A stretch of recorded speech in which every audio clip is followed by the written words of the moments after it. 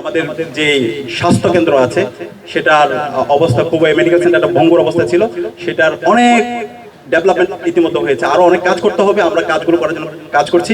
আপনাদের সবাইকে অনুরোধ করবো একটু মেডিকেল সেন্টারে যাবেন। মেডিকেল সেন্টার আমূল পরিবর্তন, আমাদের তুরস্কের দাতব্য প্রতিষ্ঠান টিকার মাধ্যমে প্রায় 3 কোটি টাকার প্রকল্পের কাজ ইতিমধ্যে বাস্তবায়ন হয়ে গেছে, আরো অনেকগুলো প্রকল্পের কাজ চলমান আছে। এখানে দক্ষ জনবল দরকার, সেটার জন্য আমরা কাজ করছি এবং এটাকে পুরোটা অটোমেশনের আওতায় নিয়ে আসার জন্য আমরা কাজ করছি। আশা করছি ইনশাআল্লাহ বিশ্ববিদ্যালয়ের শিক্ষার্থীদের স্বাস্থ্যকেন্দ্রিক সমস্যা নিয়ে তাদের আর কোনো ধরনের সংকটে ভুগতে হবে না। এর বাইরেও আমরা প্রতি সপ্তাহে চেষ্টা করছি হেলথ ক্যাম্প আয়োজন করার জন্য। আমাদের পরিবেশ এবং স্বাস্থ্য সম্পাদক অনেকগুলো ইতিমধ্যে হচ্ছে আমাদের মেডিকেল ক্যাম্প আয়োজন করেছেন, এবং মেডিকেল ক্যাম্প শুধু না, মেডিকেল ক্যাম্পের সাথে আমরা ফ্রিতে মেডিসিনের ব্যবস্থা করছি এবং অনেকগুলো আমরা প্রাইভেট প্রতিষ্ঠানের সাথে এমইউ করছি। তো ইতিমধ্যে এই কাজগুলো, প্রসেসের কাজগুলো চলমান আছে। আমরা শিক্ষার্থীদের স্বাস্থ্যের নিরাপত্তা নিশ্চিত করার জন্য সেটা আমরা সার্বিকভাবে কাজ করছি।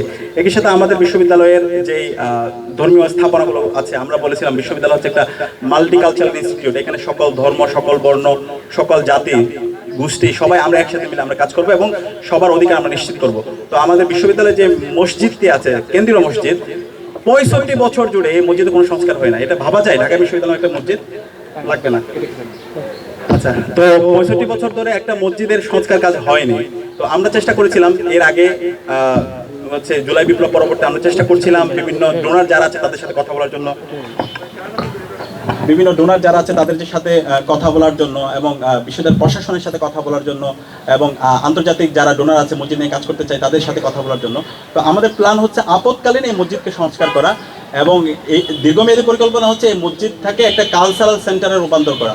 তো তারই অংশ হিসাবে ইতিমধ্যে আপৎকালীন কাজ হিসাবে আমাদের ঢাকা বিশ্ববিদ্যালয় কেন্দ্রীয় মসজিদের 2.5 কোটি টাকার কাজ সম্পন্ন হয়েছে। যিনি ডোনেট করেছে তিনি তার নাম প্রকাশ করতে নিষেধ করেছেন। আমরা আরেকটি বিষয়, আমরা যখন কোনো কাজ করি আমরা কেউ টাকা নিই না, আমাদেরকে অনেকে অফার করে যে আপনারা টাকাটা দিচ্ছি আপনি কাজটা করেন, কিন্তু আমরা বলছি আমরা প্রোগ্রামটা আয়োজন করে দেবো, পুরো ফান্ডটা আপনারাই দেন। এই জায়গায় ট্রান্সপারেন্টের জায়গায় হচ্ছে আমরা এই জায়গায় আমরা খুবই ট্রান্সপারেন্ট এবং তারাই সব কিছুই, এই যে 2.5 কোটি টাকার কাজ হয়েছে সম্পূর্ণ তাদের লজিস্টিক সাপোর্ট, তাদের ম্যানেজমেন্ট সব কিছুর মাধ্যমে হয়েছে। আমরা তালিকাটা করে দিয়েছি। মেডিকেল সেন্টারে যেটা হয়েছে একইভাবে প্রত্যেকটা জায়গায় যা হচ্ছে আমরা এভাবেই সমন্বয় করছি। তো আমাদের এই মসজিদটা আপৎকালীন কাজ সম্পন্ন হয়েছে, দেখতে পেয়েছেন মসজিদের আমূল পরিবর্তন হয়েছে এবং আমাদের পরিকল্পনা এই মসজিদটাকে একটা কালচারাল সেন্টার, ইতিমধ্যে তার্কিক ভিত্তিক যেই ওদের দিয়ানাত রিলিজিয়াস মিনিস্ট্রি সহ এবং বিভিন্ন যে ডোনাররা আছে তাদের সাথে আমরা আলাপ করছি এবং অধিকতর উন্নয়ন যে প্রকল্প আছে সেই প্রকল্পের মধ্যে এটি আছে, তার সমন্বয়ে আমাদের মসজিদটাকে একটি কালচারাল সেন্টার রূপান্তর করা হবে এবং আমাদের যে জগন্নাথ হলে আমাদের ধর্মাবলম্বী, অন্যান্য ধর্মাবলম্বী যাদের মন্দির, গির্জা, পেগুডা আছে এবং আমাদের ছাত্রীদের হলের যে ধর্মীয় উপাসনাগুলো আছে সেগুলো সংস্কার করার জন্য আমরা ইতিমধ্যে প্রধান উপদেষ্টা দপ্তরে চিঠি দিয়েছি। আশা করছি খুব দ্রুত এটার বাস্তবায়ন হবে এবং এর পাশাপাশি আমাদের প্রত্যেকটা হলের মসজিদের সংস্কার করার জন্য, মসজিদগুলো যেহেতু বিগত ফেসিবাদে আমলে এখানে ইসলামের সিম্বলগুলোকে সবসময় আদারিং করা হয়েছে, সেটাকে প্রবলেমাটাইজ করা হয়েছে, তো মসজিদগুলো কখনো সংস্কার হয় নাই। তো সেই মসজিদগুলো সংস্কারের জন্য আমরা কাজ করছি। প্রত্যেকটা হলের মসজিদের সংস্কারের কাজ ইতিমধ্যে শুরু হয়েছে এবং মসজিদ ভিত্তিক মক্তব প্রকল্প সেটাও ইতিমধ্যে কাজ চলমান আছে। তো আমরা আশা করছি প্রত্যেক ধর্মের তাদের যে ধর্মীয় যে নর্মসগুলো আছে, ভ্যালুসগুলো আছে, কালচারগুলো আছে সেগুলো আমরা নিশ্চিত করে আমরা এই ঢাকা বিশ্ববিদ্যালয়ের যে একটা সার্বজনীনতা, একটা মাল্টিকালচারাল যে হচ্ছে এখানকার প্র্যাকটিস, সেটা আমরা ইনশিওর করার জন্য আমরা সার্বিকভাবে কাজ করছি। একই সাথে আমাদের সবচেয়ে বড় কাজ হচ্ছে পরিবহন, কারণ আমাদের বিশ্ববিদ্যালয়ে অর্ধেকের বেশি শিক্ষার্থী হচ্ছে অনাবাসিক শিক্ষার্থী। বিশ্ববিদ্যালয়ে প্রায় 17টি বাস রুট আছে। তো পরিবহন ব্যবস্থার আমূল পরিবর্তনের জন্য আমরা কাজ করছি। পরিবহনের ক্ষেত্রে যেটা হয়েছে, দীর্ঘদিনের শিক্ষার্থীদের দাবি যে সান্ধ্যকালীন বাস চালু করে, যেটা 104 বছর ইতিহাসে হয়নি।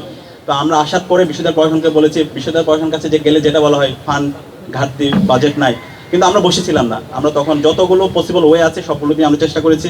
আমরা ইউজিসির সম্মানিত চেয়ারম্যান স্যারের প্রতি আমরা কৃতজ্ঞতা জ্ঞাপন করছি। স্যার আমাদেরকে পুরো সান্ধ্যকালীন বাসের যে বাজেট সেটা দিয়ে দিয়েছেন এবং 104 বছর পরে এই সান্ধ্যকালীন বাস শুরু হয়েছে এবং শিক্ষার্থীরা ইতিমধ্যে তার সুফল ভোগ করতে শুরু করেছে। একই সাথে শনিবারের বাস, যেটা শিক্ষার্থীদের দাবি, গণদাবি, এবং আমরা ইতিমধ্যে কাজ করছি। খুব দ্রুত সময়ের মধ্যে শনিবারের বাস সার্ভিস চালু হবে এবং এটা শিক্ষার্থীদের অনেক বড় একটা দাবি। আশা করছি এর মাধ্যমে শিক্ষার্থীরা উপকৃত হবে এবং যাদের পরীক্ষা থাকে, ক্লাস থাকে, বিভিন্ন ধরনের ক্যাম্পাস কেন্দ্রিক অ্যাক্টিভিটি থাকে, সেই অ্যাক্টিভিটিতে শিক্ষার্থীরা স্বতঃস্ফূর্তভাবে এঙ্গেজ হতে হবে। এর বাইরে ইতিমধ্যে পরিবহন সম্পদে ঘোষণাই দিয়েছেন, আমাদের কুমিল্লা পর্যন্ত বাস অনেক শিক্ষার্থীরা আমাদের কাছে দাবি দেওয়া করেছেন এবং ঢাকার পার্শ্ববর্তী যে জেলাগুলো আছে সেই পর্যন্ত বাসগুলোকে এক্সটেন্ড করা, সেটার জন্য আমরা কাজ করছি। এবং আমাদের যারা বোনরা আছে, নারী শিক্ষার্থীরা যারা আছে, আমাদের ক্যাম্পাসের 3টা হল ক্যাম্পাসের বাইরে আছে। একটা হচ্ছে সোফিয়া কামাল, কবি সোফিয়া কামাল হল, এরপর হচ্ছে কোয়েদ মৈত্রী হল এবং হচ্ছে বঙ্গমাতা হল। এই 3টা হলে শিক্ষার্থীদের জন্য পর্যাপ্ত শাটলের ব্যবস্থা করা, সেটা আমরা চেষ্টা করেছি।